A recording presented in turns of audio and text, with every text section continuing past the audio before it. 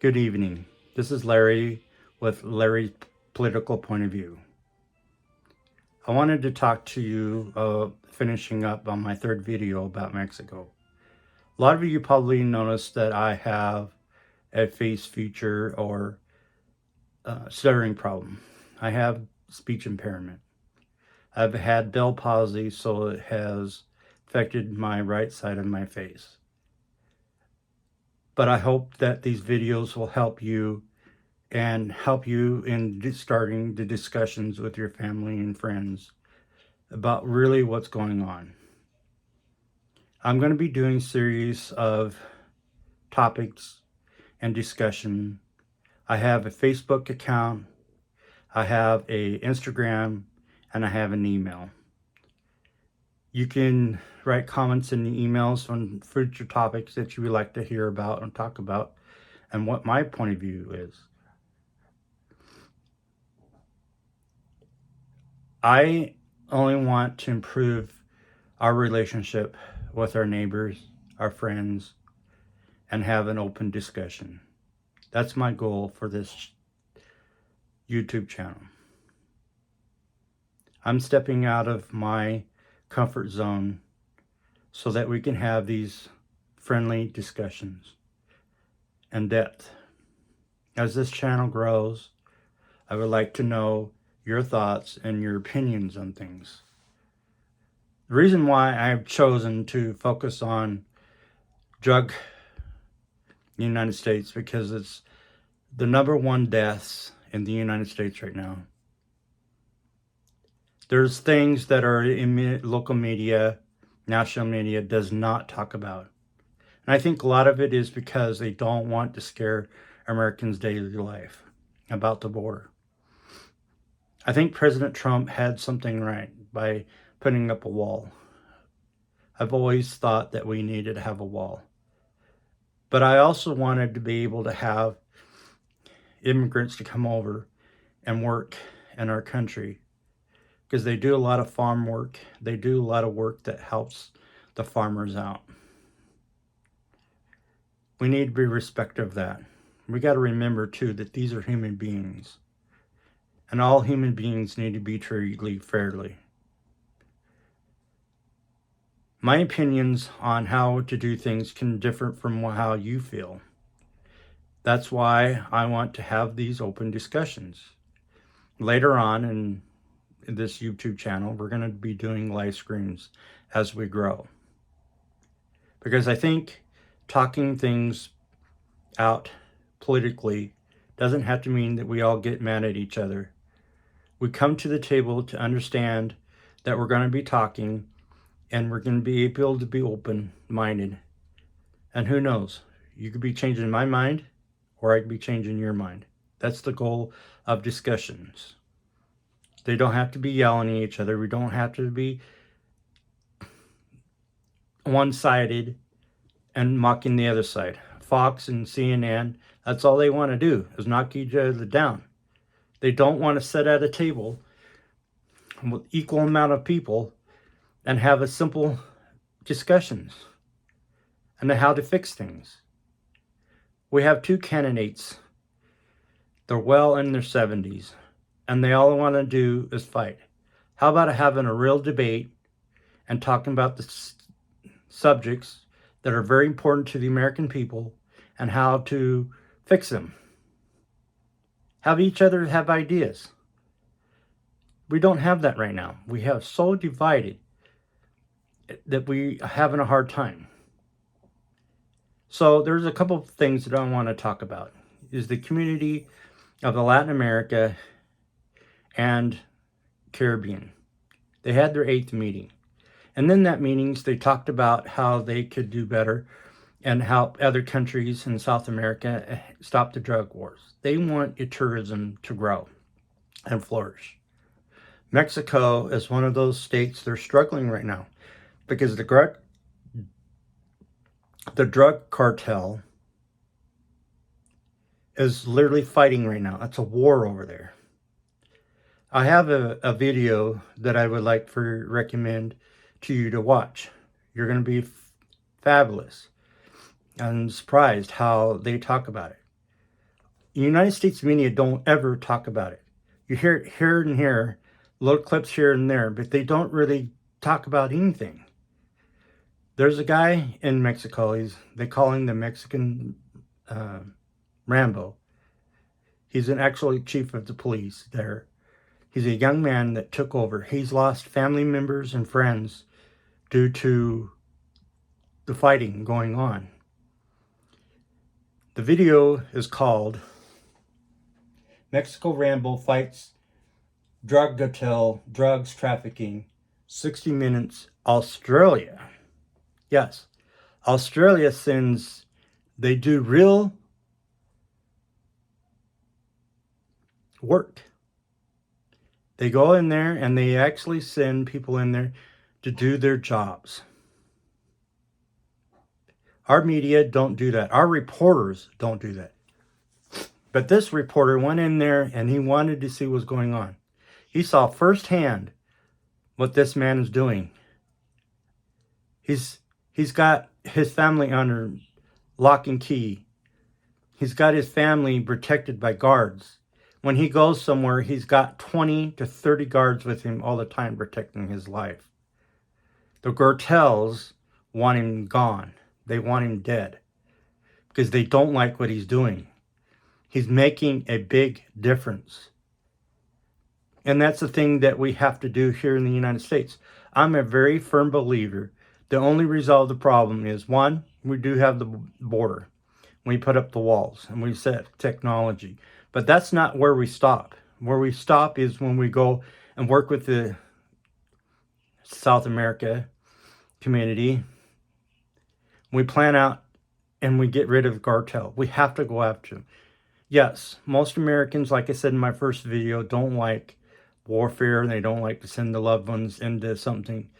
But once they understand the importance of us going in there doing this, saving American lives all over the United States, stopping thousands and thousands of people dying every day from drug overdose. Fentanyl is not going to be the last drug that they're going to produce to send it to the United States. I believe that the cartel, the Chinese mafia, the Russian mafia, and Mexican mafia, all working together to cripple the United States. That's a firm belief that I have. I've seen so much videos. I've done so much research, and that's part of my history degree, is I do a lot of research. I just don't come and say things to make point of views to look good. I've done a lot of research in this. This will be the last video that I'll be talking about Mexican problems. But I think that it's also that we don't stop talking about it, bringing it up, letting other people know. And I know it's tough that we have to do these things, and it's not fair that we ask people in our country to have men and women to step in and take care of this. But we do so much in Europe, and we take care of things in Europe. But we need to also be able to take care of things here in our own continent so they don't go awry. We have to take care of our southern border. We have to protect it. We have to protect our people. There was a sheriff not too long ago, last year, that they were going after a vehicle that had drugs in it. The cartel had snipers, and they were pointing down the sheriff and their 18 men pinned down. They couldn't go after the vehicle and get the drugs or the men. They were pinned down until the cartel sent in their mules to get the drugs and pull them back across the border and save the driver. And then they vanished. They lost 2 men during that fight. But I didn't hear about it until I did my own research. Our local media did not talk about it. But this Australian reporter talked about it and reported on it. And shouldn't our local media talk about it? It's even the local, what happened in Arizona, their local media talk about it, but they only mentioned it 2 times. 2 deputy men lost their lives that day. And our national news didn't even talk about it. We have border agents that deal with this all the time. They found out that these men, there were gunmen, would go across our border, into our border. They would buy guns at these meetups, local meetups, fair, and other places that they can buy guns. Then they take them across the border, and then they use them against our own law enforcement. It frustrates me. It makes me angry that as the United States, we could be doing better. I think President Obama and President Trump, Bush, and Biden had done nothing at all. I think President Biden is not doing enough for our southern border. And sadly, President Trump was doing some good things, but he stopped this bill that I mentioned in the second video, as well as the first video. And he did it for political reasons. When a bill passes, and it's good that for both parties to agree to, I think the president should be able to sign it. He can prove on it later. But what we do politically to hurt one another is sickening. It's only hurting the American people. It's not helping them. It's not helping anyone. It's only hurting us, they're fighting for votes. Republicans and Democrats, we need to stand up and say, this is wrong. Please stop doing it. Let's have real discussions. Let's have real elections. And let's have real topics and how to resolve these problems. They keep telling us that we have the best economic ever. But most Americans don't feel it. Gas prices are on the rise. Electricity is on the rise. Natural gas, all our energy has gone higher and higher. Our food prices have gotten higher and higher. So you tell me how things are so good economically, excuse me, when we can't even take care of our own people.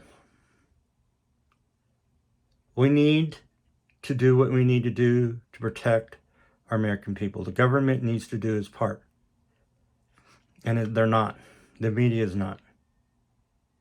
They're after the ratings and they're after this and that. For crying out loud. People will pay attention to you if, you start reporting the issues that are important and how to resolve them.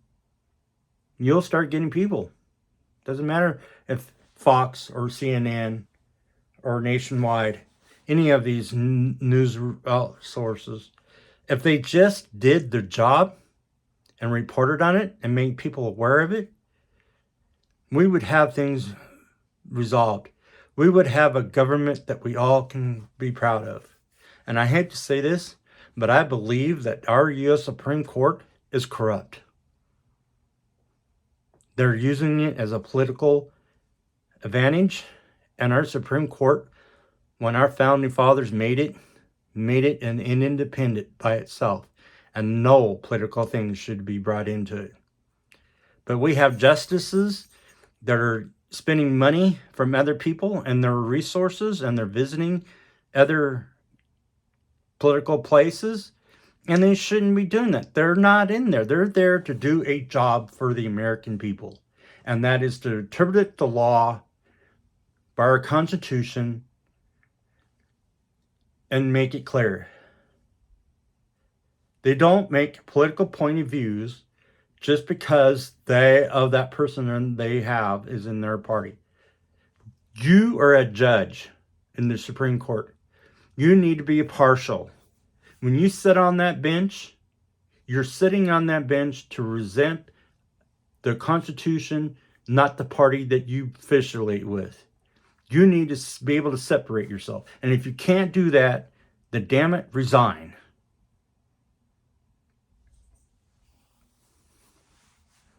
And I know that sounds harsh, and I know it probably sounds like I'm yelling. But sometimes we have to get our point of view out. Our justices and our judges have to be sitting on that bench, and they need to be partial. They have to set things aside and rule upon the law and not what they feel. Not to interpret the Constitution. They have to follow the Constitution as it was written. You're a judge. You need to be able to set yourself apart. And if you can't do that, then set apart yourself from it. Step down and let another justice come in and do the job that you're supposed to be doing. Same with the congressmen, the senators, and our president. You were elected by the people to do a job. If you can't do that, then resign and let another president come in, or congressman or senator come in, and let them do their job.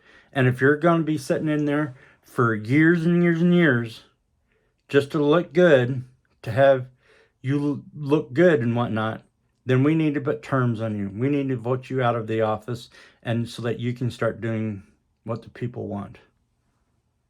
The Republican people have different views than what the Democrats do. But there is times that we can come together and work things out and come to a mutual ground. We're all Americans, and we all want the same thing. We just have different values and different ways of doing it.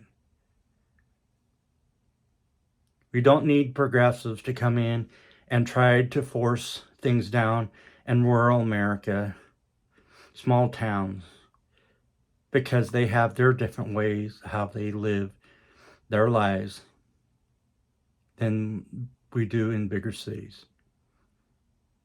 But we all can come to agreement how to do things, how to provide, and have a simple budget. The fighting that's going on right now between the Republicans is sickening. It makes me not want to go vote, and then I realize I have to go vote to send a message. We have a Democrats that are trying to do things and their views and how to be done and whatnot.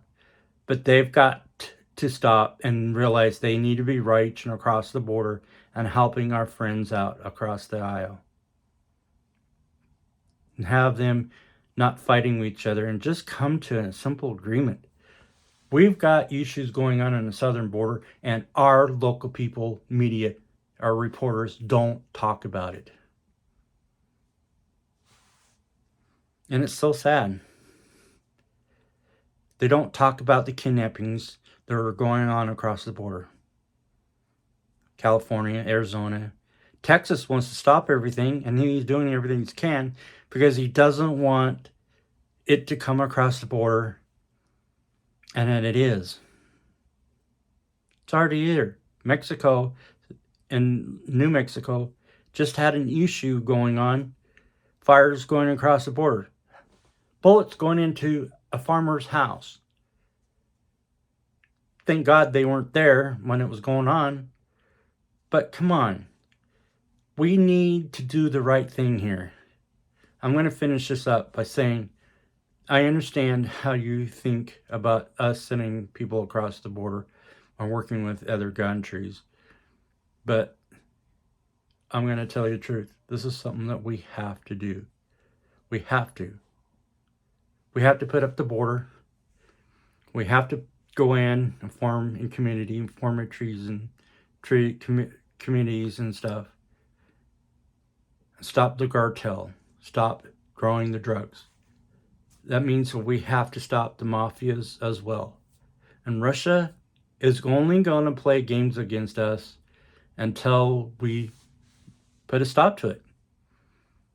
That's one thing that I've learned. When you put a squeeze on Putin and you really hurt him, he'll come to the table.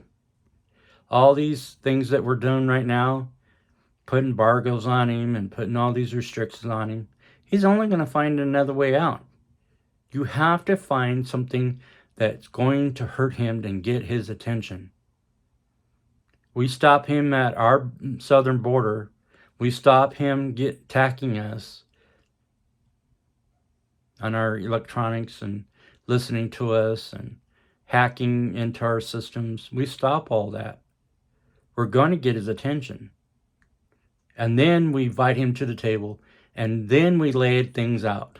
He's going to lay things out, but we're going to lay things out. And I guarantee you, we will walk away both winners because we listen to each other. Israel right now, I believe that we need protecting Israel. But they're going after Hamas.